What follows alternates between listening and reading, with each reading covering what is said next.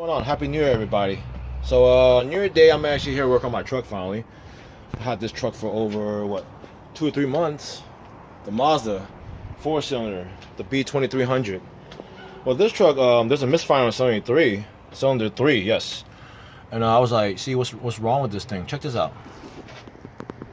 Whoever did this truck replaced the wires, but never synced out the spark plugs. So these are most likely the original plugs. Look at this shit. The original Motorcraft plug. I have another one that pulled out right here. See, look.